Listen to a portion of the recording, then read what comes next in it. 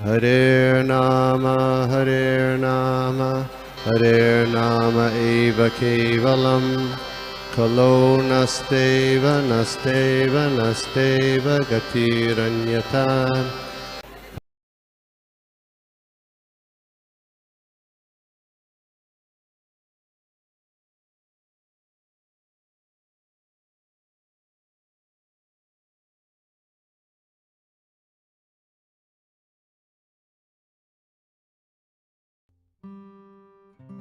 येन तस्मै श्रीगुरवे नमः। श्रीचैतन्य मनोभीष्टं स्थापितं येन भूतले रामायणं ददाति स्वपदान्तिकम्। वन्दे अहं श्रीगुरो श्रीयुतपदकमलं श्रीगुरुन् वैष्णवं श्रीरूपं साग्रजातं सहगण रघुनाथान्वितं तं सजीवं साद्वैतं सावधूतं तं कृष्ण चैतन्य देवं श्री राधा कृष्ण पादान् सहगण ललिता श्री विशाखान्वितश्च हे कृष्ण करुणा सिन्धु दीनबन्धु जगत्पते गोपेश गोपिका कान्त राधा कान्त नमोस्तुते। तप्त कांचन गौरांगी राधे वृंदावनेश्वरी विश्वानुसुते देवी वंशाकल्पतरुभ्यश्च कृपा सिन्धुभ्येव च पतितानां पावनेभ्यो वैष्णवेभ्यो नमो नमः। नमो विष्णुपादाय कृष्णपृष्ठाय भूतले श्रीमते भक्ति वेदांत स्वामिनिति नामिने। नमस्ते सरस्वती देवी गौरवाणी प्रचारिणे निर्विशेष शून्यवादी पाश्चात्य देशतारिणे। जय श्री कृष्ण चैतन्य प्रभु नित्यानंद श्री अद्वैत गदाधर श्रीवासदि गौरभक्त। हरे कृष्णा कृष्णा कृष्णा हरे हरे हरे राम राम राम हरे हरे।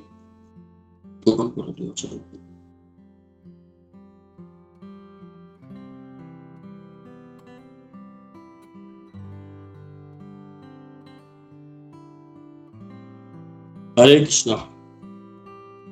तो सबसे पहले मैं हिजगिरस गोपी मनोहर प्रभु जी को धन्यवाद देना चाहूंगा कि वो हमें सेवा में लगाते रहते हैं और आप सभी जितने भी उपस्थित वैष्णव भक्त हैं उन सभी के चरणों में मेरा प्रणाम है। आप सब स्वीकार करें मेरे प्रणाम को। तो अभी हम जैसा देख रहे हैं भागवतम में तीसरे स्कंद का 13वां नंबर अध्याय चल रहा है और इसमें जो आज श्लोक संख्या की जो सेवा दी गई है वो 44 और 45 की हमें सेवा दी गई है।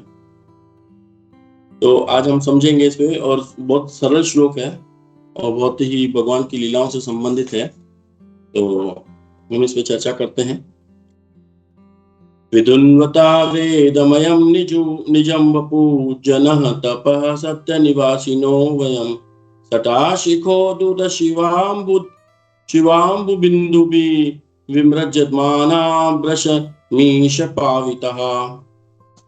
हे परमेश्वर, निसंदेह हम जन तप तथा सत्य लोकों जैसे अति पवित्र लोकों के निवासी हैं, फिर भी हम आपके शरीर के हिलने से आपके कंधों तक लटकते बालों के द्वारा छिड़के गए जल की बूंदों से शुद्ध बन गए हैं। तात्पर्य भाई श्लोक का छोटा सा तात्पर्य है, इस पे भी हम जरूर पढ़ेंगे। सामान्यतया शूकर का शरीर अशुद्ध माना जाता है, किंतु हमें यह नहीं मानना चाहिए कि भगवान द्वारा धारण किया हुआ शूकर अवतार भी अशुद्ध है। भगवान का यह रूप साक्षात वेद है और दिव्य है। जन तप तथा सत्य लोकों के निवासी भौतिक विश्व के सर्वाधिक पवित्र व्यक्ति हैं, किंतु क्योंकि ये लोक भी भौतिक जगत में स्थित हैं, अतएव उनमें भी अनेकानेक भौतिक अशुद्धियां हैं। इसलिए जब भगवान के कंधों तक लटके हुए बालों के अग्र बालों से जल की बूंदें इन उच्च लोकों के निवासियों के शरीरों पर छिड़की गई तो वे अपने को शुद्ध हुआ अनुभव कर रहे थे। गंगा का जल इसलिए शुद्ध है क्योंकि ये भगवान के पांव के अंगूठे से निकलता है और अंगूठे से निकलने वाले जल तथा वराह के कंधों तक लटकते बालों की छोरों से टपकने वाले जल में कोई अंतर नहीं होता। दोनों ही परम और दिव्य हैं।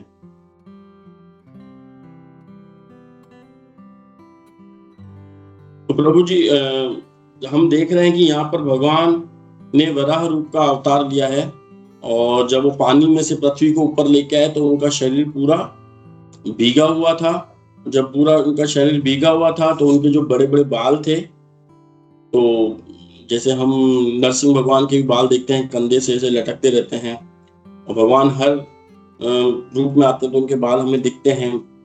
तो बाल जब गीले हो गए थे तो उन्होंने अपने आप को छड़का ऐसे करके।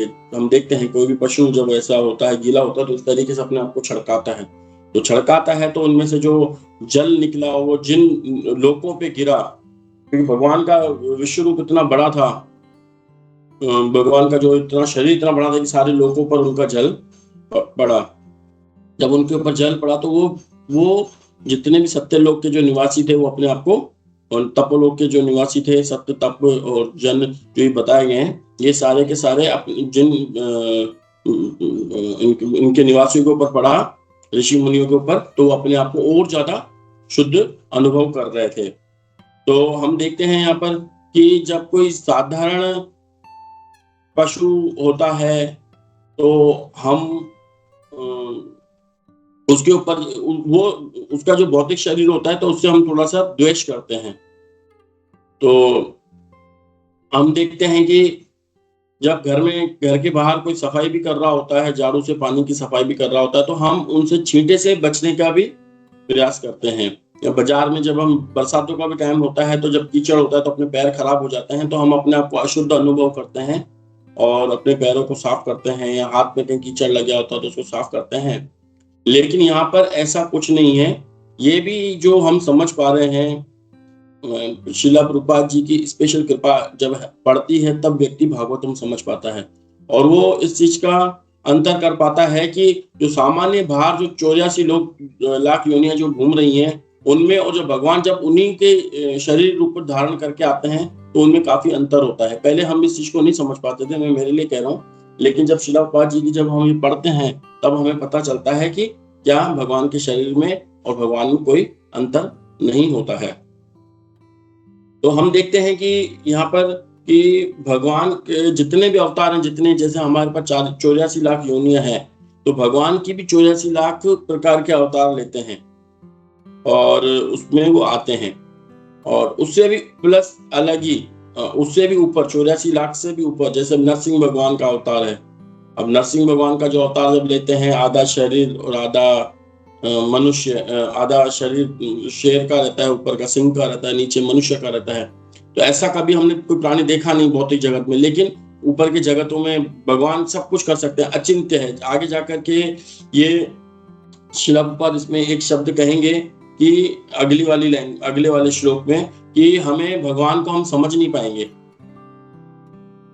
इसलिए भगवान की अचिंत्य शक्ति को मान के उनकी शरण में जाना ही हमारे लिए सब कुछ है। ये एक्चुअली में वैज्ञानिक के लिए कहेंगे तो ये सब हमारे लिए ही आ जाता है उसमें।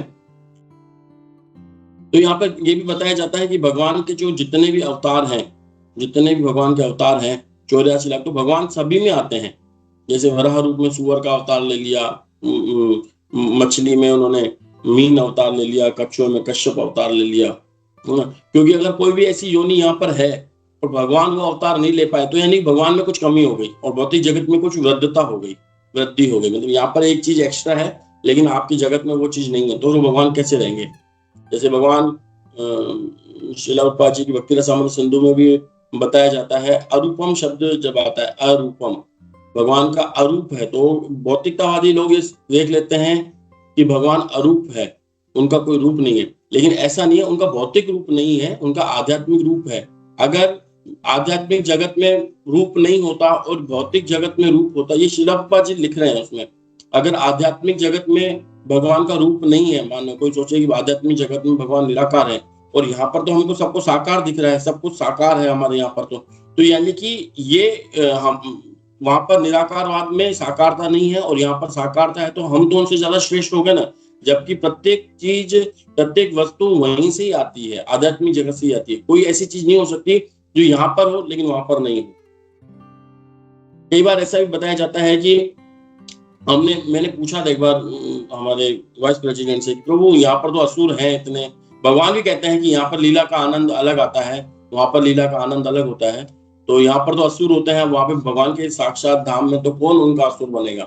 लेकिन भगवान अपनी लीलाओं को करने के लिए कई बार ऐसा भगवान के धाम में, आध्यात्मिक जगत में ऐसी आवाजें निकलवाते हैं, डरावनी आवाजें निकलवाते हैं भगवान स्वयं, जिससे वहां के जो गोप बाल हैं वो डर के भगवान के पास आ जाते हैं, अरे कोई ऐसी आवाज आ रही है हमें बचाओ, जबकि होता वहां पे कुछ भी नहीं है, सबको भगवान को विश्वास है, भगवान ने जब तक कुछ नहीं होंगे, लेकिन फिर भी भगवान उन लीलाओं को मधुर करने के लिए बहुत ही ऐसी ऐसी वहाँ पे लीला रचते हैं कि लोग डर डर करके भगवान के पास आते हैं, ऐसा करो ऐसा करो, फिर भगवान उनको बचाते हैं, कुछ करते हैं, इस तरीके के वहाँ पर आवाजें निकलवाते हैं, राक्षसों की आवाजें निकलवाते हैं, बहुत तरीके से इस तरीके से करते हैं।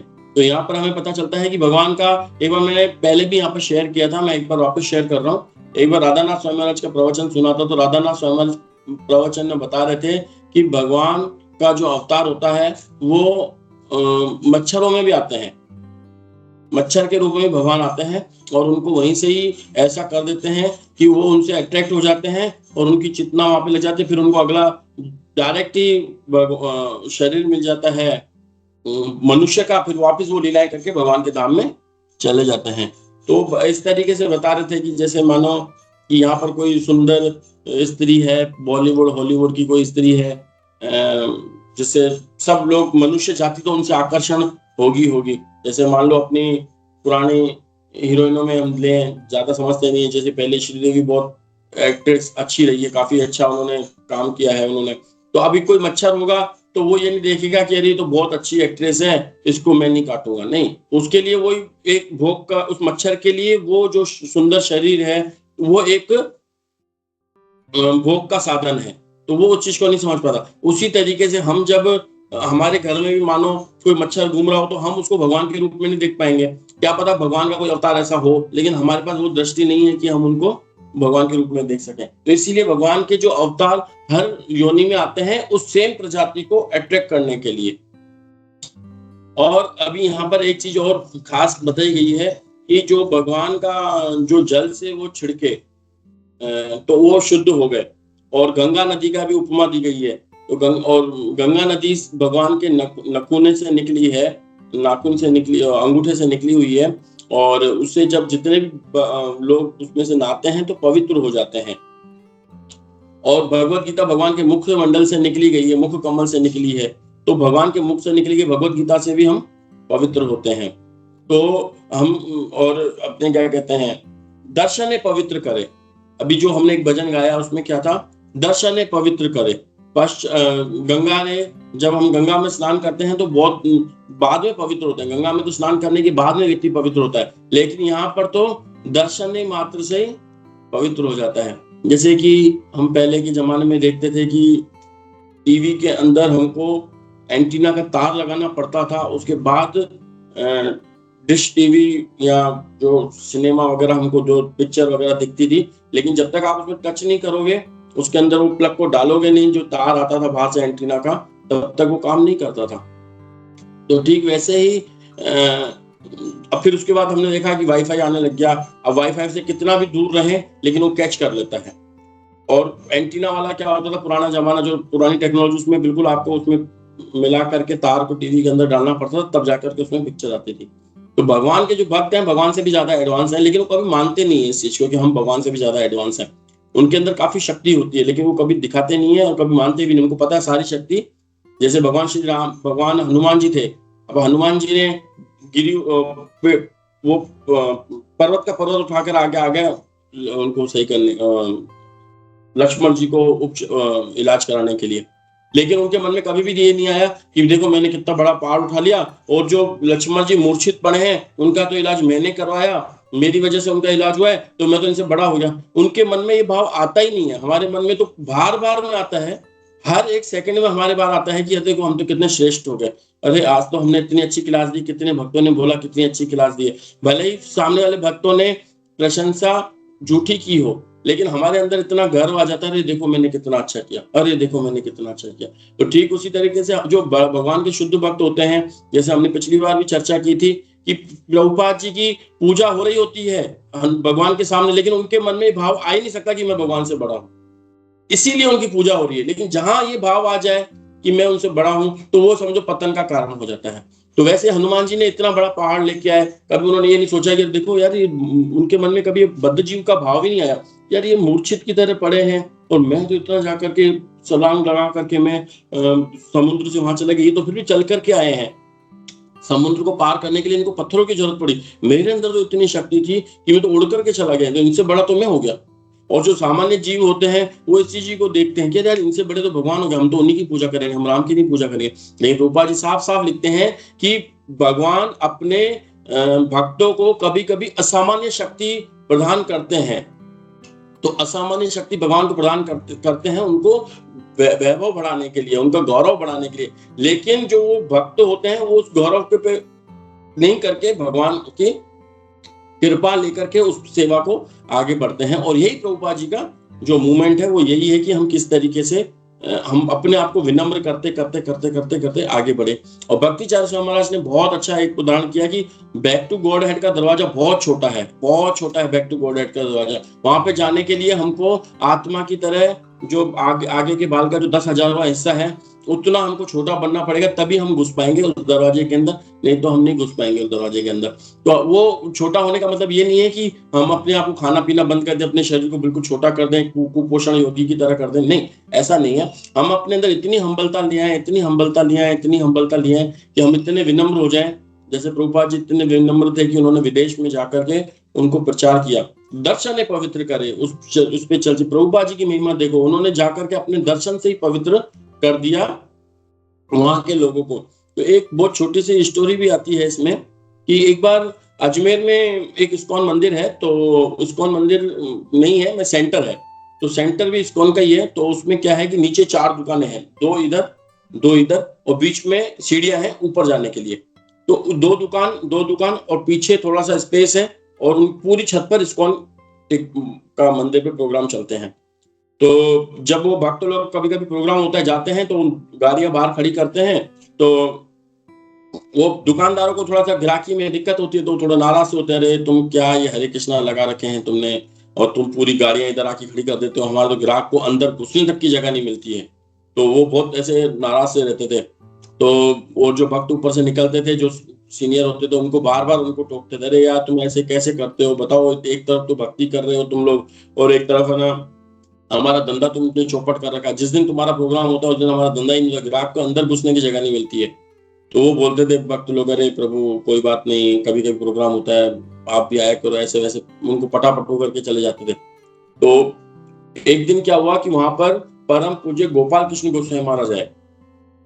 तो जैसे ही वो कार में से उतरे तो पहले से कीर्तन चल रहा था, तो ये दुकान वाले सोचे इतनी भीड़ है आज, इतना ये हैरान, इतना कीर्तन बाहर कर रहे हैं, वैसे तो कीर्तन करते नहीं, होता हुआ क्या। तो जब एकदम से महाराज जी की गाड़ी आई और उसमें से महाराज जी उतरे, तो शास्त्र श्लोक प्रभु हमें बता रहे थे, वर्णन कर रहे थे कि चारों दुकानदार जो दुकान पे देख रहे थे पहले तो बाहर अपनी कुर्सी से देख रहे थे क्या हो रहा है क्या, लेकिन जैसे ही महाराज उतरे अपनी सीट से तो वो खड़े हो गए और उन्होंने अपने हाथों को जोड़ लिया। और जब तक महाराज जी ऊपर नहीं गए जब तक वो अपने हाथों को जोड़ के रखे रहे। और ऐसे करके जब वो महाराज जी जब चले गए और फिर उन्होंने 2-3 दिन बाद फिर उन्हें 4 दुकानों में से सबने पूछा, अरे वो आपके जो गुरुजी आते हैं ना वो कब आएंगे? अब उस दिन वो आए ना, हमें बहुत अच्छा लगा, अब कभी आए तो हमें दर्शन कराना उनके।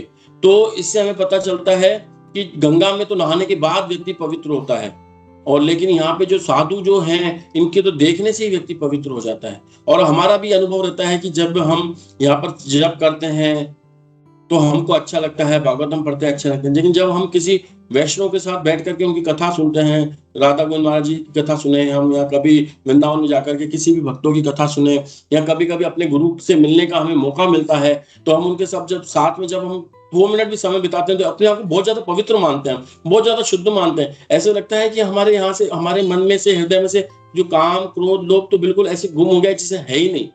तो वही उदाहरण है कि वाईफाई दूर से भी कनेक्शन दे देता है, तो हमें भी जो ये शुद्ध भक्त हैं ये वाईफाई कनेक्शन की तरह है, दूर से शुद्ध करते हैं। लेकिन भगवान को फिर भी थोड़ा सा यहाँ पे हल्का दिखाया गया है कि उनका तो भगवान की जो निकली हुई नदी है, चरणों से निकला हुआ पानी है, वो उसमें तो पवित्र जब डुबकी लगाएंगे उसके बाद ही पवित्र होते हैं। तो उसमें हम देखते हैं कि अपने मंदिरों में भी देखते हैं हम, इस्कॉन मंदिर में तो फिर भी खास करके क्या होता है कि जब भगवान को जल ऑफर किया जाता है तो सबके पास आकर के इस्कॉन मंदिर के भक्त सबको जल छिड़कते हैं। लेकिन हमारे यहाँ एक प्राचीन मंदिर है गोविंद देव जी का, आप सभी भक्तों ने दर्शन किया होगा, लेकिन वो पुजारी एक सीमा तक ही आ पाता है, उसके बाद वो बिल्कुल बाहर तक नहीं आता है। तो वो छिड़कते हैं जल लेकर के, भगवान का सबको छिड़कते हैं, तो सब लोग आगे आते हैं, बहुत ज्यादा आगे आते हैं, अरे हमको भी थोड़ा सा जल का एक छींटा मिल जाए तो हम भी अपने आप को पवित्र मानेंगे। तो ठीक उसी तरीके से हम देखते हैं कि यहाँ पे भगवान का जो जल था, भगवान के शरीर से जो जल निकला उससे सभी लोग अपने आप को पवित्र मान रहे थे। और हम बाहर के जल को इतना वो महत्व नहीं देते, गीले भी हो जाते हैं, बाहर बरसात के पानी से लोग घर आके फिर नहाते हैं, पता नहीं क्या है। तो उसी तरीके से हम यहाँ पे देखते हैं कि भगवान के जो निकला हुआ जल है वो बहुत ही पवित्र होता है। और उससे भी पवित्र हमको, देखो हमने भगवान श्री कृष्ण को देखा नहीं, भगवान श्री रामचंद्र को हमने देखा नहीं है, ठीक है ना, लेकिन हम शास्त्रों के हिसाब से मानते हैं कि वो इस समय पर आए, ये हुआ ये हुआ। लेकिन हम प्रभुपाद जी को साक्षात देख रहे हैं, उन्होंने हमको भगवान के बारे में बताया, इसलिए हमको भगवान के बारे में विश्वास है। और श्रील प्रभुपाद जी ने जो ये सेवाएं दी हैं ये असामान्य सेवाएं हैं, ये कोई व्यक्ति आम आदमी कोई व्यक्ति नहीं कर सकता। तो ये हमको देखने को मिलता है कि जो भगवान श्री कृष्ण के जो शुद्ध भक्त हैं वो कितनी अच्छी सेवा कर सकते हैं और कितनी ज्यादा एनर्जी रहती है उनके अंदर। तो हमको इससे पता चलता है कि भगवान के जो शुद्ध भक्त होते हैं उनके अंदर भगवान से भी ज्यादा शक्ति होती है, लेकिन वो इस चीज को कभी भी स्वीकार नहीं करते हैं, क्योंकि उनको पता है कि ये दिया हुआ उनका है। हमारे पास क्या है, हमारे पास वो खुद का भी है। जैसे आज हमारे पास जो शरीर है, इस शरीर से हम कितना भी कमा ले, पर शरीर तो हमको भगवान का दिया हुआ है ना। पर हम शरीर की केयर नहीं करके हम केवल कमाने में, भोग करने में लगे रहते हैं, जिसकी वजह से हम जी पा रहे हैं। तो अभी हम 45वें नंबर श्लोक में चलेंगे। 45वां नंबर श्लोक पे हम सवै बत भ्रष्टमति वेशते यह कर्मणा पारम पार कर्मणः यद्योग माया गुणयोग मोहितम विश्वम समस्तम भगवन देहिशम। हे प्रभु, आपके अद्भुत कार्यों की कोई सीमा नहीं है। जो भी व्यक्ति आपके कार्यों की सीमा जानना चाहता है वह निश्चय ही मति भ्रष्ट है। इस जगत में हर व्यक्ति प्रबल योग शक्ति से बंधा हुआ है। कृपया इन बद्ध जीवों को अपनी अहेतु की कृपा प्रदान करें। तात्पर्य भाई शिला प्रपात, हम तात्पर्य जरूर पढ़ेंगे, छोटा सा ही है। मनोधर्मी चिंतक ज्ञानी जो असीम की सीमा जानना चाहते हैं, असीम भगवान असीम है, उनकी सीमा जानना चाहते हैं, निश्चय ही मति भ्रष्ट है। इनमें से हर एक भगवान की बहिरंगा शक्ति द्वारा पाशबद्ध है। उनके लिए सबसे अच्छी बात यह है कि वे भगवान को अचिंत्य जानकर उनकी शरण में जाएं, क्योंकि उन्हें इस तरह उनकी अहेतु की कृपा प्राप्त हो सकती है। यह स्तुति उच्चतर लोकों अर्थात जन तप तथा सत्य लोकों के निवासियों द्वारा की गई, जो कि मनुष्य की अपेक्षा कहीं अधिक बुद्धिमान तथा शक्तिशाली होते हैं। यहाँ पर विश्वम समस्तम अत्यंत सार्थक। लोग दो तरह के होते हैं, भौतिक जगत तथा आध्यात्मिक। मुनिगण प्रार्थना करते हैं कि दोनों लोग आपकी विभिन्न शक्तियों द्वारा मोहित हैं। जो लोग भौतिक जगत में हैं वे अपने को तथा आपको भी भुलाकर आपकी प्रेम भक्ति में लीन रहते हैं। जो लोग आध्यात्मिक जगत में हैं वे अपने को तथा आपको भुलाकर आपकी प्रेम भक्ति में लीन रहते हैं, जबकि भौतिक जगत के लोग इंद्र तृप्ति में डूबे रहते हैं, अतः वे आपको भुला देते हैं। कोई भी आपको नहीं जान सकता, क्योंकि आप असीम हैं। सबसे उत्तम यही कि व्यर्थ के मानसिक चिंतक द्वारा आपको जानने का प्रयास न किया जाए, प्रत्युत आप सबों को आशीर्वाद दें, जिससे हम अहेतु की भक्ति से आपकी पूजा कर सकें। तो इसमें श्रील प्रभुपाद जी बता रहे हैं कि हमें जो भगवान के बारे में ज्यादा वो नहीं सोचना चाहिए, क्योंकि वो असीम है और हम उनकी सीमा को, उनको सीमा में बांध नहीं सकते। सीमा मतलब एक निर्धारितता, सीमा, तो उसमें हम भगवान को बांध नहीं सकते हैं। तो इसमें स्तुति शब्द का जो आया है, स्तुति, तो स्तुति किसको कहते हैं ये अभी मैंने बहुत अच्छा मुझे पता चला कि भगवान के जो मौजूदा जो गुण है भगवान के, उसको स्तुति कहा जाता है। जैसे कि विष्णुदेव की जो स्तुति है, कुंती महारानी की जो स्तुति है, तो स्तुति शब्द का जो अर्थ है कि भगवान के मौजूदा गुणों का वर्णन। तो कोई व्यक्ति बोल सकता है कि मौजूदा गुणों का वर्णन कैसे, मतलब क्योंकि हम भगवान का मौजूदा गुणों का ही वर्णन कर सकते हैं, आगे के गुणों का वर्णन कर ही नहीं सकते हम भगवान का। तो प्रभु जी बता रहे थे कि कैसे कि जैसे कि आजकल कोई डिजिटल घड़ी आती है जिसमें सेकंड भी दिखाते हैं। तो समझो किसी में टाइम हो रहा हो 10:10 तो कोई व्यक्ति हमसे टाइम पूछे कि 10:10 कितना समय हुआ है, तो हमने उनको बोला 10:10 और वो अपनी घड़ी में देखेगा तो 10:10 हो जाएंगे। तो बोलेगा आपने तो समय गलत बताया। तो क्योंकि हर समय बढ़ रहा है, समय हर सेकंड बढ़ रहा है समय, तो ठीक उसी तरीके से भगवान के गुणों का जब हम वर्णन करते हैं तो फिर जब चाहे 1 मिनट बाद वापस वर्णन करने जाएंगे तो हम देखेंगे भगवान का गुण और बढ़ गया। फिर हमने कहा कि चलो आज इतना नापने जाते हैं भगवान को, फिर हमने गुणों का वर्णन किया तो पता चला भगवान का और गुण बढ़ गए। तो भगवान की जितनी भी हम लीलाओं का वर्णन करेंगे तो पता चलेगा थोड़ी देर के बाद फिर बढ़ जाती हैं भगवान की लीलाएं। तो ठीक उसी तरीके से और आनंदम बुद्धिवर्धनम, ये चैतन्य महाप्रभु का जो हम सुनते हैं कि इसमें आनंद, जो भगवान के नाम में जो आनंद है, भगवान के में जो, जैसे कल भी चर्चा चल रही थी कि भगवान ये वही महामंत्र है जिससे सबने सिद्धि प्राप्त की है, जिनको आचार्य ठाकुर, भूल जाता हूँ जब पढ़ा करता हूँ अपने, बहुत नामाचार्य शिला हरदास ठाकुर जी उसी नाम में आनंद ले रहे थे। चैतन्य महाप्रभु हमको वही नाम देके गए, शिला बाबा जी ने इसी नाम का प्रचार किया, लेकिन हमको प्रॉब्लम आ रही है, हम उसमें इतना टेस्ट नहीं ले पा रहे हैं, है ना। तो उसी तरीके से कहीं ना कहीं कमी हमारे अंदर ही है। तो उसी तरीके से ये आनंदम बुद्धिवर्धनम है, ये जो हरे कृष्ण महामंत्र है, भगवान की जो भक्ति है, ये निरंतर बढ़ने वाली है। बुद्धिवर्धनम, बिल्कुल वर्धनम, आनंदम, आनंद को बढ़ाने वाली ये है। तो भगवान के जो आनंद की जो सीमा है कोई नाप नहीं सकता है। तो जो लोग भगवान के लिए देखते हैं कि हम इनको किसी न किसी तरीके से समझ जाएं, तो वो नहीं समझना चाहिए हमें। इसके लिए श्रील प्रभुपाद जी ने 3 लाइनें लिखी हैं, इनके लिए जो भगवान को सीमा में बांधना चाहते हैं या भगवान को समझना चाहते हैं, उनके लिए बहुत अच्छी लाइन लिखी है प्रभुपाद जी ने। उनके लिए सबसे अच्छी बात यह है कि वे भगवान को अचिंत्य जानकर उनकी शरण में चल जाए। अचिंत्य मतलब जिनकी हम चिंता ही नहीं कर सकते, हम जिनके बारे में सोच ही नहीं सकते कि वो है क्या, क्योंकि उन्हें इस तरह की अहेतु की कृपा प्राप्त हो सकती है। यह स्तुति जो शब्द है, स्तुति उच्चतर लोकों अर्थात जन तथा तप लोकों के निवासियों द्वारा की गई है। जो स्तुति, जो भगवान का जो स्तुति मतलब जो भगवान को उन्होंने देखा वो उन्होंने बताया। मतलब आज अगर हम अंदाजे से उसको समझो 1 करोड़ साल हो गए, 1 करोड़ साल बाद जो हम स्तुति भगवान की पढ़ी, तो आज भगवान उससे भी कुछ ऊपर होंगे। हम भगवान की जो आज गुण उनसे भी ज्यादा ऊपर होंगे। उनकी बढ़ती रहती है, उनका निरंतर बढ़ता रहता है, निरंतर बढ़ता रहता है। उनका कुछ भी ऐसा नहीं है कि घटता रहता है, उनका निरंतर बढ़ता रहता है। और इसमें नीचे एक लाइन और दी गई है, भगवान की बहिरंगा शक्ति द्वारा मोहित और भगवान की अंतरंगा शक्ति द्वारा मोहित। तो जैसे कि भगवान की बहिरंगा शक्ति द्वारा मोहित, जैसे मेरा उदाहरण है, और भगवान की अंतरंगा शक्ति का उदाहरण जैसे आप सब भक्त लोग यहाँ बैठे हुए हो, तो आप सभी भक्त लोग भगवान की अंतरंगा शक्ति से मोहित हो, इसीलिए आप यहाँ पर भागवतम सुन रहे हो। तो हम यहाँ पे देखते हैं कि भगवान की जो भौतिक शक्ति जो है, इसमें हम जो बाहर जो हम बाहर निकलते हैं, हम देखते हैं कि हर व्यक्ति की जो कार दौड़ रही है, मोटरसाइकिल दौड़ रही है, कोई यहाँ दौड़ रहा है, कोई वहां दौड़ रहा है, तो उन सबका जो लक्ष्य होता है ना, वो लक्ष्य केवल एक ही होता है कि हमें कैसे इंद्रिय भोग करना है। अब मैं जब मेरे को इसी तरीके से दर्शन मिलता है, जब हम हाईवे पर चलते हैं, खूब गाड़ियां दौड़ती रहती हैं इधर उधर, तो साफ साफ ऐसे दिखता है कि ये जो जितनी भी मेहनत हो रही है ना, केवल इंद्रिय तृप्ति के लिए होती है।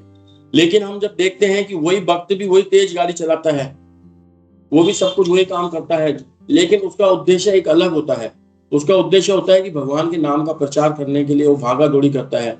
वो किस तरीके से भागा दौड़ी करता है, किस तरीके से फंड कलेक्शन करके लेके आता है, किस तरीके से वो प्रसादम की तैयारी करवाता है कि जो लोग आएंगे उन बद्ध आत्माओं को किस तरीके से हम भगवान से जोड़े रखें।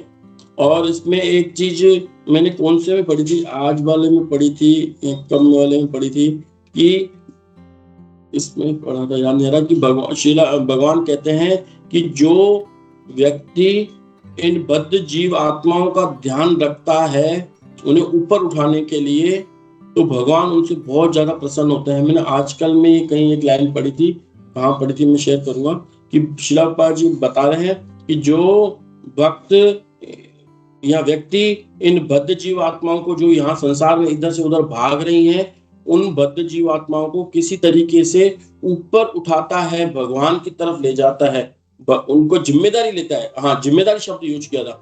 जो व्यक्ति जिम्मेदारी लेता है इनको ऊपर उठाने की, जैसे हमारे गुरु प्रभुपाद जी ने ली जिम्मेदारी वेस्टर्नों को ऊपर उठाने की अपने गुरु की कृपा से, फिर उनके शिष्यों ने हमारी जिम्मेदारी ली किसी तरीके से हम इनको ऊपर उठा सकें, बद्ध आत्माओं को जो बहुत, तो भगवान उनसे बहुत ज्यादा प्रसन्न होते हैं। तो कई बार लोग कहते हैं कि अस्पताल खुलवा लो, ये करवा लो, वो करवा लो, तो ये तो आपने मतलब भौतिकता में उनको भौतिकता में रखा। अब उनको भौतिकता से जब हम ऊपर उठाते हैं, किसी भी व्यक्ति को जब हम बोलते हैं कि एक माला जाप करो, और भगवान का नाम बहुत पावरफुल है, वो एक नाम आपने जाप कर लिया, एक माला कर ली, 10 दिन तक कर लिया, वो सोचेगा कि नहीं मैं तो नहीं कर रहा, मेरे को अच्छा नहीं लग रहा, और हम उसको कंट्रोल नहीं कर पा रहे, तब भी वो इस जन्म में उसने भगवान का नाम ले लिया ना, उसने एक बार हरे कृष्ण महामंत्र बोल दिया ना, हो सकता है कि इस बार उसके कर्म नहीं ऐसे सेट हो पा रहे हैं, लेकिन अगली बार कहीं ना कहीं वो उसको इतना काम आएगा कि वो ऊपर की ओर उठेगा।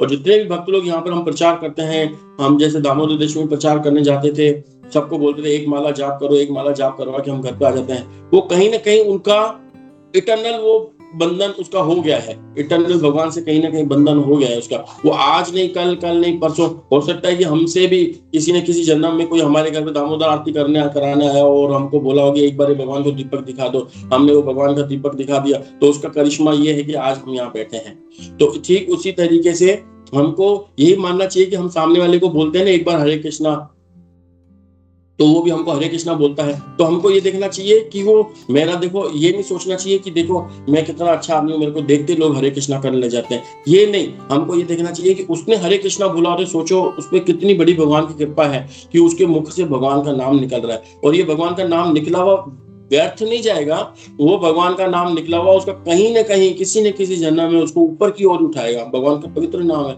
ऊपर की ओर बद्ध जीवों को उठाता है। अरे जो लोग मर जाते हैं, जिनकी उनके लिए हम प्रार्थना करते हैं कि इनके लिए हम एक बार हरे कृष्ण महामंत्र करते हैं, तो उस आत्मा को वहां बल मिलता है। और अभी जैसे श्राद्ध पक्ष चल रहा है, हो सकता है कि हमको कभी कभी ऐसा लगता है कि आज हमारी भक्ति में थोड़ा सा बढ़ावा आ रहा है, हो सकता है कि हमारे पूर्वज कहीं ना कहीं हरे कृष्ण, जहाँ हम पूर्वज ऊपर नीचे तो चल ही रहना, आज हम किसी के पिता हैं, कल कोई हमारा पुत्र है, तो हो सकता है किसी न किसी लोक में वो हमारे लिए कीर्तन करवा रहे हैं, जैसे आज हम यहाँ पे श्राद्ध कराते हैं, हमको पता नहीं हमारे पूर्वज क्या है क्या नहीं है, उनको हमने कभी देखा नहीं, लेकिन उनको वहां ना वहां कुछ ऐसा हो रहा हो, तो कभी कभी हमको जो यहाँ भक्ति में आनंद मिलता है, तो हो सकता है हमारे लिए कहीं कोई उधर बहुत किसी लोग में बड़ी बड़ी प्रार्थना चल रही हो हमारे पूर्वजों के लिए, और पूर्वज यहाँ बैठे हैं, तो उनको भक्तों का संग मिल गया, प्रभुपाद जी का संग मिल गया, और कभी कभी हमारी भक्ति में आनंद आने लग जाता है हमको, और कभी कभी बिल्कुल डाउन होने लग जाते हैं, तो ये सब चलता रहता है। तो यहाँ पे ये बता रखा है कि किस तरीके से जो यहाँ भगवान के जो बद्ध जीव है वो भी भगवान को भूल करके अपने इंद्रिय तृप्ति में लगे रहते हैं, लेकिन जो भगवान के जो भक्त होते हैं भगवान के धाम में, वो भगवान को भूल जाते हैं, उनको ये नहीं पता होता कि ये भगवान है, उनको न यशोदा मैया को ये पता होता है कि भगवान है,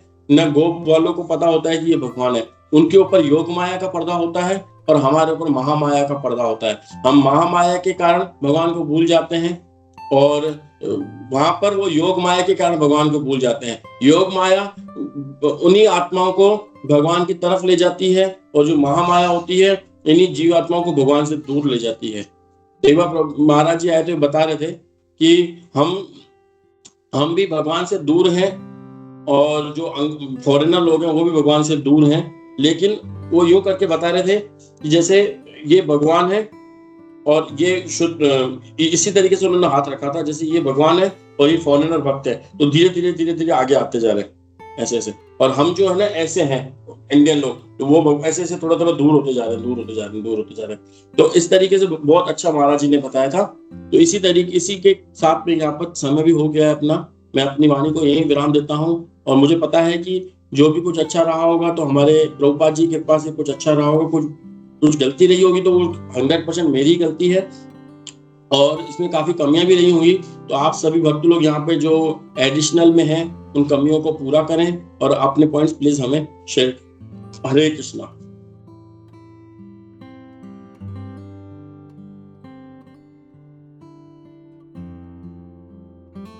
यस मेघा माता जी प्लीज, हरे कृष्णा। हरे कृष्णा प्रभु जी, प्रणाम। हरे कृष्णा सभी भक्तों को मेरा प्रणाम। प्रभु जी क्लास बहुत अच्छा था, आपने बहुत अच्छे एग्जाम्पल्स दे करके समझाए हैं, और इसमें बहुत सारे ऐसा लर्निंग पॉइंट्स भी, जैसे हमारे अंदर ऐसा होना चाहिए एज अ भक्ता, जैसे अपने हम्बलनेस के बारे में इसमें समझा रहे थे, तो इसमें भक्ति चारू स्वामी महाराज के बारे में बताया कि कैसे उन्होंने एक बार क्लास में ऐसा बताया था कि हमें एकदम छोटा बनना है, छोटा, तो यहाँ छोटा बनना इन द सेंस यहाँ आपने समझाया कि हम्बलनेस उनको बता रहे हैं कि क्योंकि हमें जब बैक टू गॉड हेड जाना है तो हमें हमेशा मतलब एक भक्त के अंदर हम्बलनेस होना जो बहुत जरूरी है। और आपने ये भी बताया कि बैक टू गॉडहेड का जो दरवाजा है बहुत ही छोटा है, तो हमें अपने आप को बहुत छोटा बनाना है, इन द सेंस हम्बलनेस आपने बताया। और ये चीज, और जैसे यहाँ पे भगवान के ऑपुलेंसेस के बारे में भी आप बता रहे थे कि और भक्त के बारे में कि कैसे एग्जाम्पल भी आपने दिया हनुमान जी का और राम जी का, कि हनुमान जी ने एक्स्ट्रा ऑर्डिनरी टास्क किया था, वो जो सुमोरु पर्वत, आई थिंक यही पर्वत था, उन्होंने उठाया था। तो यहाँ भगवान ऐसे लीला कर रहे हैं कि वो कितने असाधारण व्यक्ति की जैसे ऐसे हेल्प मांग रहे हैं, और वो हनुमान जी हैं इतने बड़े पर्वत उठा करके ला रहे। लेकिन यहाँ पे हमें ये समझना चाहिए कि भगवान जो है अपने भक्तों को ये जो एक्स्ट्रा ऑर्डिनरी पावर देते हैं, extraordinary power to do extraordinary task, तो वो उनका ये कृपा है भक्त के ऊपर, और ये एज अ कृपा उनको ऐसा देते हैं। और ये भक्त भी उन एज अ कृपा मान करके उसको करते हैं, ऐसा नहीं कि वो भी अपने आप को भगवान के समान मानने लगते हैं। ऐसा नहीं है। जैसे प्रभुपाद का भी देखा जाए तो प्रभुपाद ने जो किया अपने जीव एकदम कम समय में जो काम उन्होंने किया है वो एक्स्ट्रा ऑर्डिनरी है, जो कि और प्रभुपाद कभी भी वो अपने क्रेडिट नहीं लेते हैं कि नहीं मेरा इंटेलिजेंस बहुत, हम ऐसे महान है ऐसे करके, कभी क्रेडिट नहीं लिए उन्होंने। सारा क्रेडिट अपने गुरु को दिया, अपने गुरु महाराज को दिया, और फिर ये सारा जो है वो कृष्णा को ही ये बोले, ये मर्सी कृष्णा का मर्सी है, और मैं उसमें कुछ नहीं। और यहाँ पे इंटेलिजेंस भगवान को जैसे हम लोग को जानना चाहिए, तो ये आपने एक बता रहे थे कि we can not measure him by our intelligence. जैसे कि हम कभी है ना भगवान के लीलाओं पे थोड़ा सा ये करने लगते हैं, कंटेम्पलेट करने लगते हैं, या फिर उसको ये भी बोलते हैं मैनिपुलेट करके समझने लगते हैं। तो यहाँ पे प्रभुपाद सीधे बोलते हैं कि हमारा हम बदजीव, हमारे बदजीव, वी हैव इम्परफेक्ट सेंसेस, तो इम्परफेक्ट सेंसेस से हम परफेक्ट चीज को कैसे जान पाएंगे। और साथ ही साथ हमारा जो इंटेलिजेंस है वो क्या है, लिमिटेड है। तो अनलिमिटेड चीज को लिमिटेड सेंसेस से हम इंटेलिजेंस से कैसे जान सकते हैं। जिसे आपने एग्जांपल दिया कि भगवान का जो हर एक लीला, ऑपुलेंसेस, हर चीज, आनंद in every second has been increasing, बढ़ रहा है, बढ़ता जा रहा है। तो हम अगर हमको जानने का कोशिश भी करें तो हर एक सेकेंड में वो बढ़ जाएगा।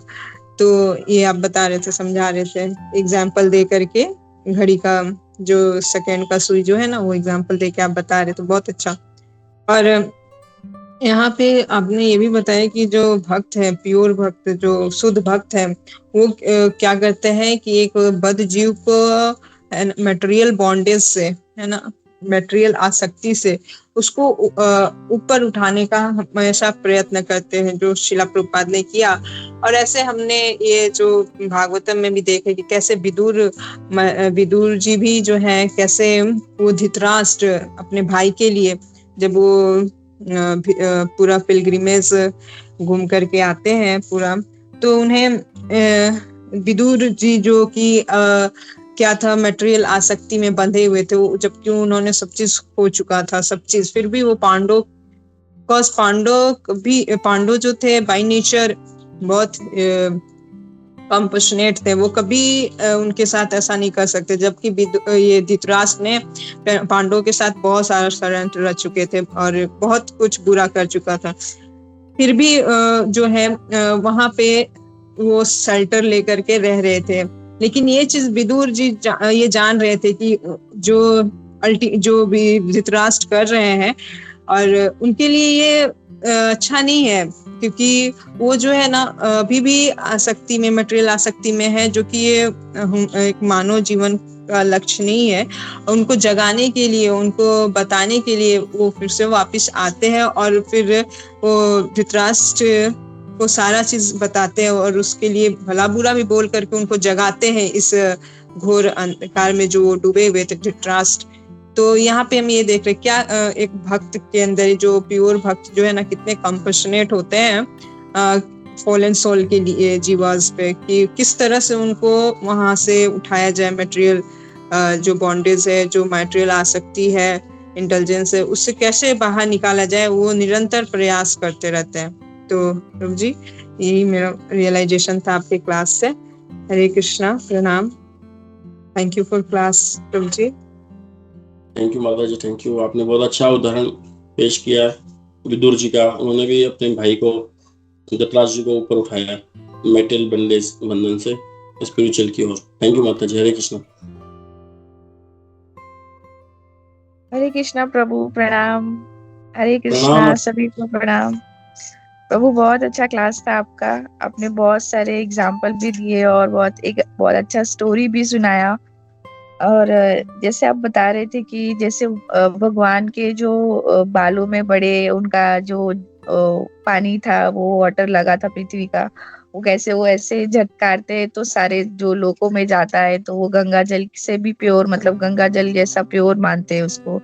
और उसमें भी आप बहुत एग्जाम्पल दे रहे थे कि जैसे बारिश का पानी रहता है तो हम उससे मतलब बचते हैं, वो अशुद्ध होता है, और बहुत सारे एग्जाम्पल बता रहे थे। तो प्रभु इसमें मुझे ये एक मतलब ये करना था, जैसे उसमें भी मैंने पर्पट जब भी पढ़ रही थी तो उसमें लिखा था कि जो आप गंगा जल जो है वो भगवान के नाखून से, जैसे आपने भी बताया कि उससे निकला है, और भगवान का जो बालों से जो उनका वाटर है, जैसे वो मतलब उसको झाड़ते हैं ऐसा बोल सकते हैं, तो वो सब जगह ऐसे बोलते हैं ना कि बिखर रहा है, सब जगह जा रहा है, तो वो प्रभु हम उसको गंगा जल के इतना ही प्योर मानेंगे या उससे ज्यादा प्योर उसको हम समझेंगे प्रभु?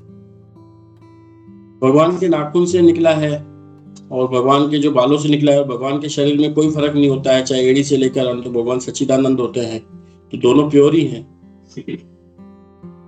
अच्छा, तो दोनों सेम है ना प्रभु? मतलब मैं वही पूछ रही थी, मतलब दोनों सेम है ना प्रभु? क्योंकि भगवान के नाखून से ही गंगा जल निकला है, और जो वो हेयर का मतलब पानी है वो जो सब लोगों पे जा रहा है, तो वो भी उतना ही प्योर है, ऐसा राइट प्रभु? और जो प्रभु आप बता रहे थे कि भगवान मच्छर का भी रूप लेते हैं एकदम छोटे से, तो आप वो एग्जाम्पल दे रहे थे कि कैसे जो बॉलीवुड का भी दे रहे थे कि उसको अगर अच्छा शरीर है तो मच्छर क्या उसको नहीं काटेगा, वो सबको एक ही समान देखेगा। तो प्रभु हम उसको एक किस रूप में देख सकते हैं? जैसे अगर मतलब इनकेस भगवान के बहुत सारे रूप है, तो हम उनके, जैसे अभी नरसिंह भगवान का रूप है तो हम उनकी पूजा करते हैं, उनकी आराधना करते हैं, और वो उनका मतलब वो रूप कितना सुंदर है, मतलब जिसको नहीं पता है मतलब वो तो उससे डरता है कि अरे इतने ऐसे भगवान हो सकते हैं क्या? तो प्रभु अगर वो आप जैसे बता रहे थे कि मच्छर का भी रूप है, मतलब उन रूप में भी भगवान आ सकते हैं। एक बार बहुत मतलब अभी मुझे किसने क्लास लिया था वो मुझे याद नहीं है प्रभु, बट ऐसे बता रहे थे कि भगवान हर चीज में होते हैं। इनकेस अगर हम अभी अपने डोर को भी हम लोग मतलब कभी कभी ऐसे पैर से जोर से पुल कर देते, मतलब मार देते हैं, तो बता रहे थे कि हमें उसमें भी भगवान का रूप मतलब देखना चाहिए कि वो भी भगवान का ही है। उसको फिर हम अपने पैरों से कैसे उसको मतलब पैरों से कैसे कर सकते हैं? तो अभी वो मच्छर मतलब प्रभु मैं मतलब मेरे माइंड में आया था कि वो तो हमको काट लेता है प्रभु, तो फिर उसको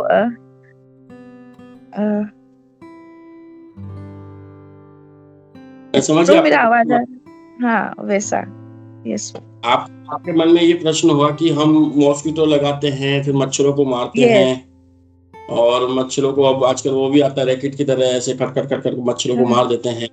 तो हम वो जब मच्छर भगवान के अवतार में आते हैं तो इसका ये प्रश्न हमारा भी था अब, और हमने हमारे वाइस प्रेसिडेंट से इस तरीके से हमने पूछा था, तो उन्होंने बहुत अच्छा हमें उत्तर दिया था। बोले कि हमें मच्छरों को मारना नहीं चाहिए और न किसी जीव को हमें मारना चाहिए, लेकिन अगर हमारी भक्ति में वो चीज बाधा आ रही है हमें, अगर हम इतने भक्ति में उन्नत हैं कि हमको कोई मच्छर काट रहा है और हम अपना वो स्थान छोड़ के कहीं और दूसरी जगह चले जाएं, तो समझ में आता है, लेकिन हम अपना घर भी नहीं छोड़ पाएंगे और मच्छर काट रहे हैं तो भक्ति भी नहीं कर पा रहे हैं। तो ऐसी स्थिति में अगर हम भक्ति से विचलित हो रहे हैं तो हमको उसको फिर मारने का या मॉस्किटो वगैरह लगाना चाहिए। बाकी अगर हम बहुत बड़े उन्नत भक्त हैं तो हमको काट भी रहा है तब भी हमें कुछ फर्क नहीं पड़ रहा है, तो फिर आप उनको मत मारो। ऐसे करके उन्होंने हमें बताया था। और अब जैसे सनातन गोस्वामी जी भी थे जो वहां पर करते थे कुटिया में, तो उनको आज भी मच्छर काटते थे तो वो अपना स्थान त्यागने को तैयार थे, लेकिन वो उनको नहीं मार सकते थे। लेकिन उन्होंने, शिव जी ने उनको मच्छरों को डांटा कि भाई आप यहाँ पे नहीं आओगे, तो आप यहीं प्रार्थना, यहीं आप जपा करो, उनको बोला। तो वो मच्छर आज भी कहते हैं कि पूरे उस एरिया में आज भी मच्छर नहीं आते हैं। गोवर्धन परिक्रमा में जब हम जाते हैं तो वहां पर आज भी मच्छर उस एरिया में नहीं आते हैं। तो अभी हमारी स्थिति देखो आज वो है नहीं कि हम जैसे दामोदर देश में थे तो वहां पर तो हम जहाँ बैचलर लोग रहते थे वहां तो बेड बग्स की बढ़िया प्रॉब्लम रहती थी। हर 10 महीने 2 महीने में बेड बग्स आ जाया करते थे, तो हम स्पेशली उनको बुलाते थे जो स्प्रे करने वालों को, फिर वो स्प्रे करके जाते थे तो वो मरते थे। तो उस वक्त हमने पूछा था तो हमारा हरे कृष्ण मोहम्मद चला लो, और कोई रास्ता नहीं है, क्योंकि हम उस लेवल पर नहीं है। और एक वो कौन से महाराज भी थे, गोपी मनोहर प्रभु हमें बताएंगे, और उस पर गोपी मनोहर प्रभु जी और ज्यादा प्रकाश डालेंगे कि एक और भक्त थे जिनको कोढ़ हो गया था और वो हरे कृष्ण महामंत्र करते थे, एक हाथ में उनका कोढ़ था, उस कोढ़ में कीड़े थे, वो कीड़ा कोई गिर जाता था ना तो उस कीड़ों को उठा के वापस अपने कोढ़ पे रख देते थे। बोले मेरे से अगर उसको आनंद मिल रहा है ना तो मेरा ये शरीर किसी को आनंद देने के लिए तो है कम से कम। तो उसी तरीके से हमको भी, हम लेकिन उस लेवल पर अभी हम नहीं है। अभी तो हमारा लेवल यही है कि सुबह को उठ करके हमारा साधना अच्छी हो जाए तो बहुत अच्छा है, नहीं तो हम हर किसी को नहीं। अभी जैसे इनका जब गुणगान चल रहा था परम पूज्य गोपाल कृष्ण गोस्वामी महाराज का, तो एक उनके भक्त हैं गौरांग नाम से, मैं अजय गौरांग नाम प्रभु है शायद जितना मैं समझ रहा हूँ, तो उन्होंने ग्लोरिफिकेशन है महाराज जी का बता रहे थे कि एक बार महाराज जी सुबह को उठकर वॉशरूम में गए तो देखे चींटियां घूम रही थी, तो वो वापस बाहर आ गए और अपने भक्त को बोले कि जाओ, मतलब शिष्य को बोले जाओ उधर से ना वो कीड़े हैं उनको हटाओ। तो ऐसे आकर के महाराज थोड़ी देर लेट गए, तो वो क्या किया, वो भक्त गया, उसने एक बाल्टी पानी की भरी और उसको डाला, वाइपर सारा को खत्म करके आ गया। इतने में वो वापस आए, बोले महाराज जी मैंने कर दिया। तो महाराज जी हैरान हुए, इतने जल्दी आपने सारी चींटियों को हटाया कैसे? बोले मैंने पानी डाला, खत्म सारा। अरे दुष्ट हो तुम, कितने महापापी हो, चींटियों को तुमने मार दिया। मैंने कहा था उन चींटियों को बाहर फेंक के आओ। आप सुनना, आज भी ग्लोरिफिकेशन आपका उनका मिलेगा, आज भी अजय गौरांग प्रभु का आजकल यूट्यूब पर है। तो बता रहे थे कि महाराज जी कैसे एक एक चींटी के प्रति भी उनको दया आ जाती थी। लेकिन आज हमारा स्तर वो नहीं है कि आज हमारे कमरे में कहीं ना कहीं चींटियां चल रही और हम आराम से सो जाए, हमको आराम से नींद आ जाए, हम उनको एक एक को बाहर हटाने जाए या गिराने जाए या खत्म करने जाए। और प्रभुपाद जी भी लिखते हैं कि जो गृहस्थ भक्त होते हैं उन गृहस्थ भक्तों को पहले देखना चाहिए कि सब लोगों ने खाना खाया नहीं खाया, और उनको यहाँ तक भी देखना चाहिए कि जो घर में अगर हमारे कोई लिजार्ड, प्रभुपाद जी कोर्ट में ही है ये, कि अगर हमारे घर पे कोई छिपकली भी हो ना तो उनके लिए भी हमें देखना चाहिए कि उससे वो भी भूखी तो नहीं है, उसको भी कुछ मिला है आज खाने के लिए, नहीं मिला है, फिर हमको हमारा पेट भरना चाहिए। तो ये तो हमारी वैदिक संस्कृति है माता जी। इस हिसाब से हम कितने हम्बलनेस हैं कि और लोगों ने भी हमारे पर खूब अत्याचार किया फिर भी हम हम्बल रहे हैं, तो ये तो हमारी इसका गुण है। लेकिन आज वो स्थिति नहीं है कि हम लोगों को अपने में से भी खिला करके खुश रह पाए, ऐसा नहीं है। तो और भी गोपी मनोहर प्रभु हमारे सीनियर हैं और बहुत ज्यादा इस पे प्रकाश डालेंगे। हरे कृष्णा माता जी। हरे कृष्णा प्रभु, थैंक यू सो मच प्रभु, आपने बहुत अच्छे से बताया। ये मतलब कि एक्चुअली प्रभु वो मैंने भी ग्लोरिफिकेशन सुना था, यहाँ पे भी जूहू में हो रहा था जब, तो मैं गई थी महाराज का सुनने के लिए। तो वहाँ पे बता रहे थे कि महाराज हाथ धोने गए थे तो वो बेसिन में बहुत सारी चींटियां थी तो उन्होंने हाथ नहीं धोया, तो उन्होंने अपने भक्तों से बोला था कि वो मैंने सुना था प्रभु। थैंक यू सो मच प्रभु, आपने उनका एग्जाम्पल दिया। और प्रभु जैसे आप मतलब एक और था कि जैसे आप बता रहे थे कि जैसे हम भगवान को देखे नहीं है और फिर मतलब हमें किसी का अपना क्रेडिट कभी नहीं लेना चाहिए। तो मैं मतलब महाराज का क्लास एक सुन रही थी, तो उसमें एक भक्त का क्वेश्चन था कि हमने तो भगवान को देखा नहीं है। तो महाराज मतलब ऐसा बता रहे थे कि ऐसा मतलब नहीं होता है कि हम भगवान को देखे नहीं है। भगवान कोई ना कोई रूप में तो हमें आ जाते, जैसे अभी हमारे सब जगह पे सारे इस्कॉन में डेटीज है, जैसे मीरा रोड में राधा गिरिधारी है, राधा रास बिहारी है, राधा गोपीनाथ है, राधा माधव। तो मतलब हमें भगवान उनका वही रूप है। मतलब कितना अभी हम 1-2 दिन पहले ही भगवान का सुंदरता के बारे में भी बोल रहे थे कि भगवान कितने सुंदर है, हम उनको बस देखते ही रहते हैं। तो मुझे वो याद आया कि भगवान मतलब कोई भी रूप में है, हमने भगवान का तो एक ही रूप है बट वो अलग अलग रूप में आते हैं, तो वो कितने सुंदर है।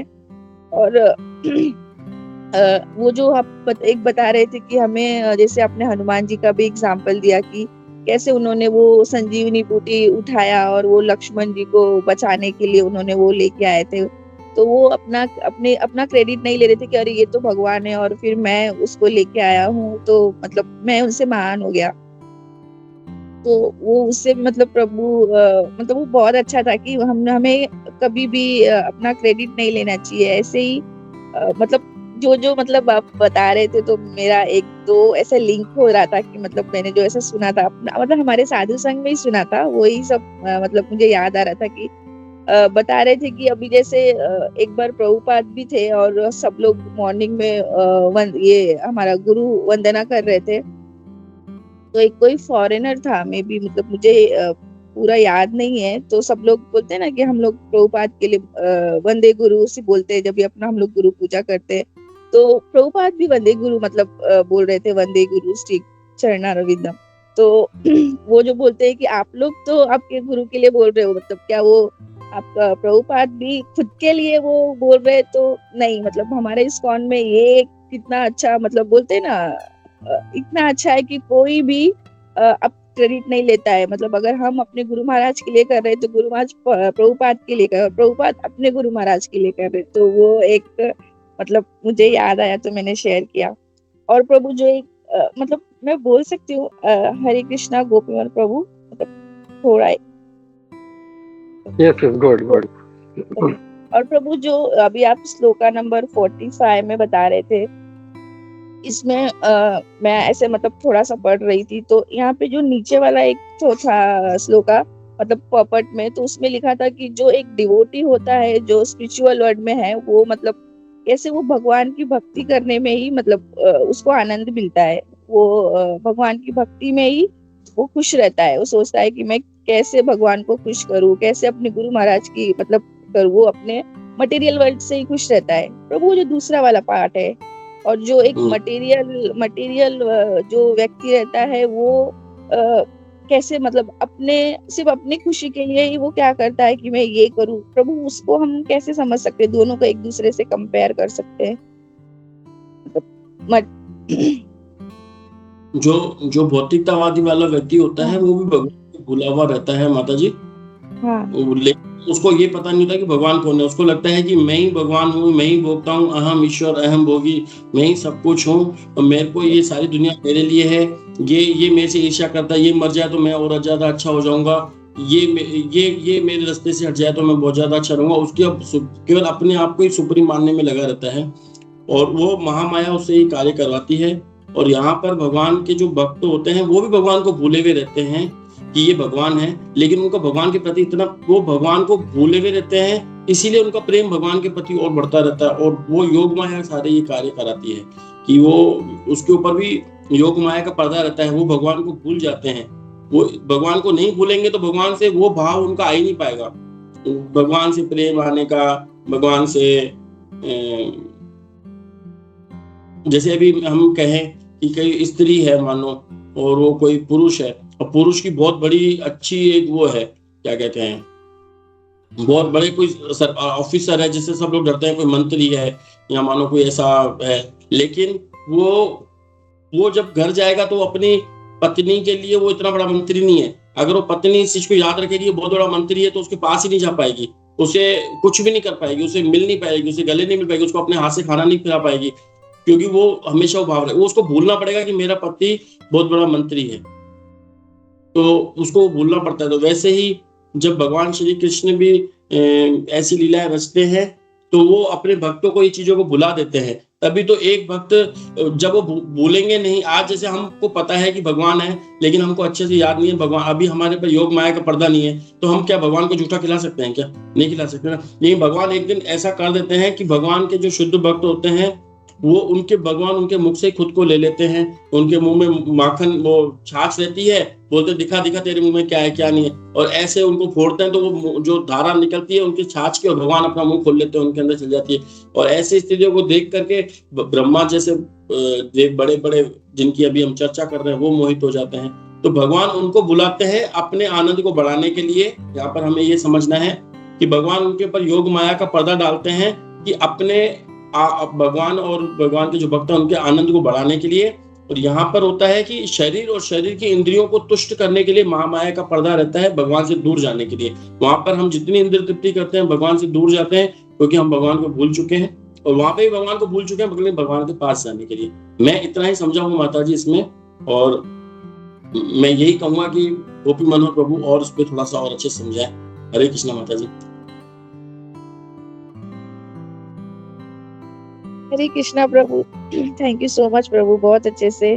एक्चुअली जब मैं ये पढ़ रही थी ना तो बहुत अच्छा लग रहा था, मतलब कि इतना कुछ मतलब जानने के लिए मिल रहा है कि इनके सम भगवान के मतलब थोड़ी थोड़ी प्रयास भी कर रहे हैं जानने का, फिर भी भगवान हमें मतलब बोल रहे हैं ना कि एक सिखा रहे हैं कि आपको कैसे करना है, कैसे आपको आगे बढ़ना है। उसमें भी हमारा मतलब योग माया का भी उसमें पार्ट है, तो वही मतलब मुझे थोड़ा अच्छा लग रहा था, तो इसके लिए मैंने सोचा कि मैं पूछूं। हरे कृष्णा, प्रणाम प्रभु, थैंक यू सो मच।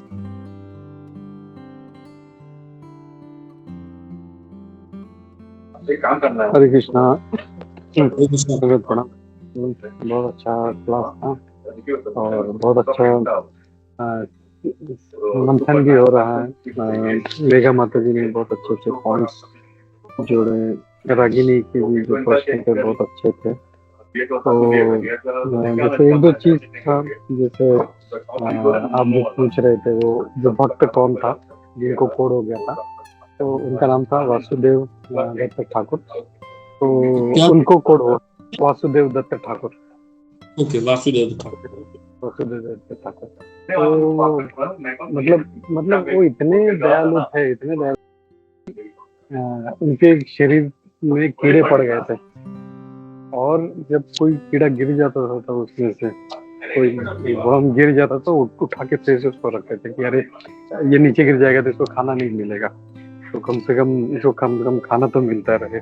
तो मतलब जस्ट हम लोग इमेजिन नहीं कर सकते कि कितना उनका करुणा होगा, कि मतलब ये लेवल का हम लोग सोच भी नहीं सकते हम लोग। तो ऐसे भक्त होते हैं, ये वैष्णव ऐसे होते हैं, तो वो कितना करुणा होता है उनके मन में। और दूसरा जो था कि जो आप बता रहे थे मच्छरों के लिए, वो जो जगह है वो चकलेश्वर महादेव है। वो वहाँ पे सनातन गोस्वामी जी वहाँ पे बैठा करते थे, और मच्छर बहुत परेशान, वहाँ पे बहुत मच्छर हुआ करते थे।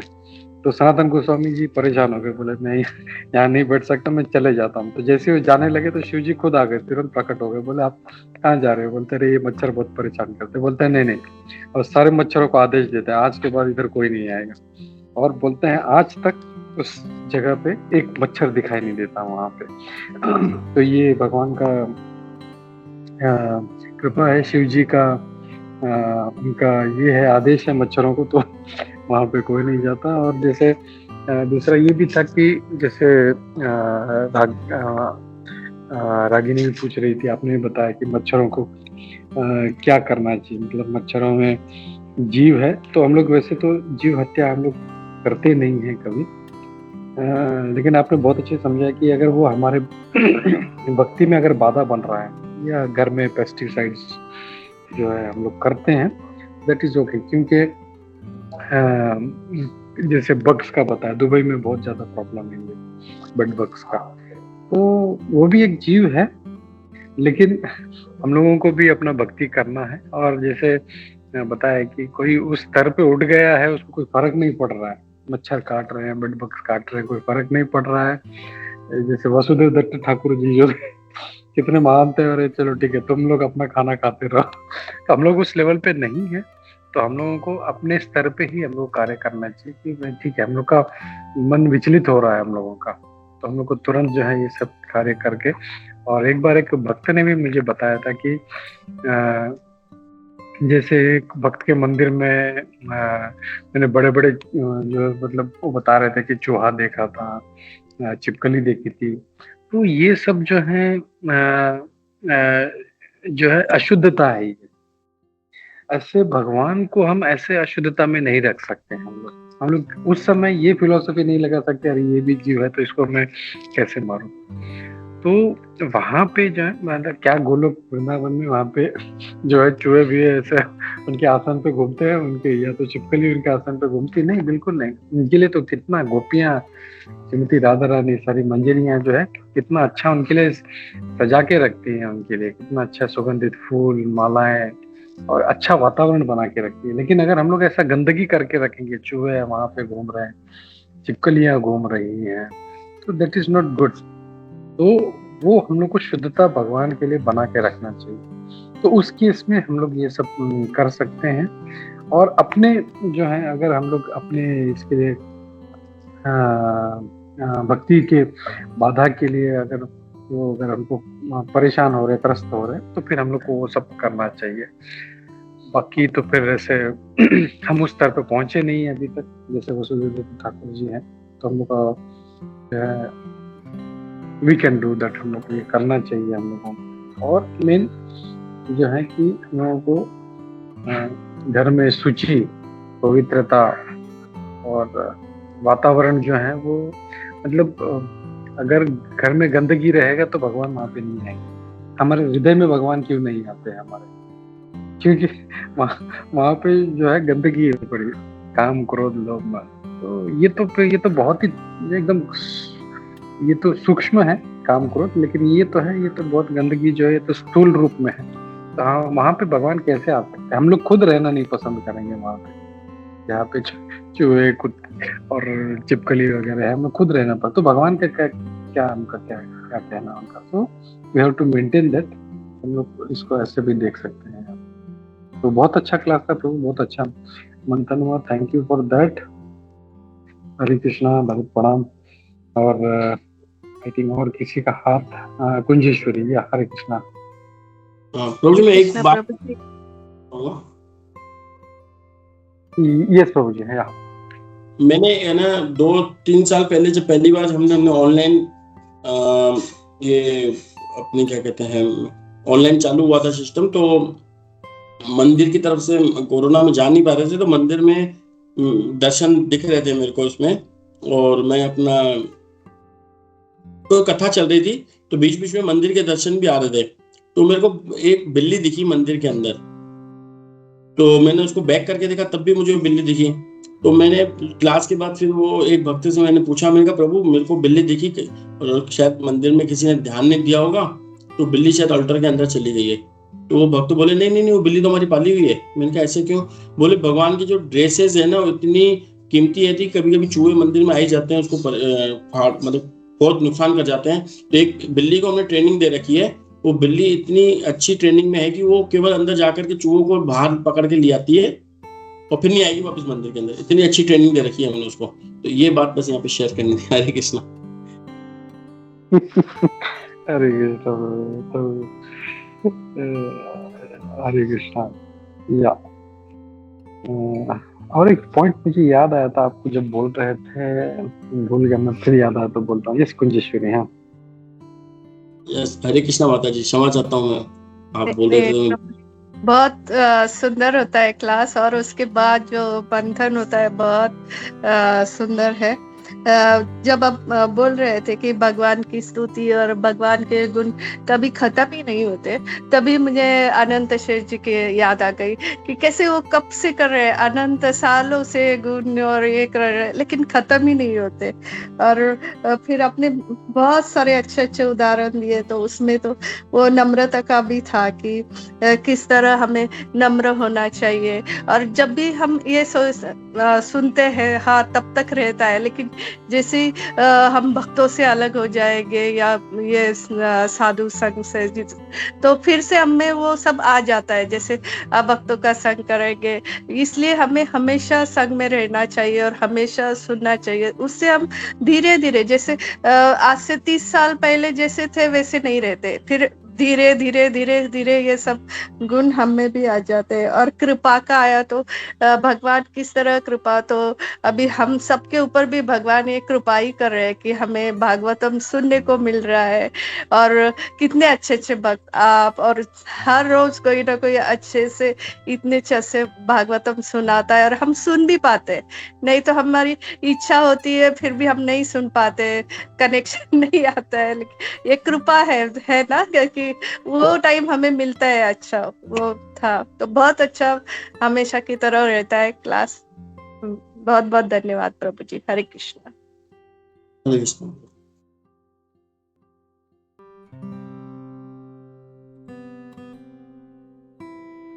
हरे कृष्णा।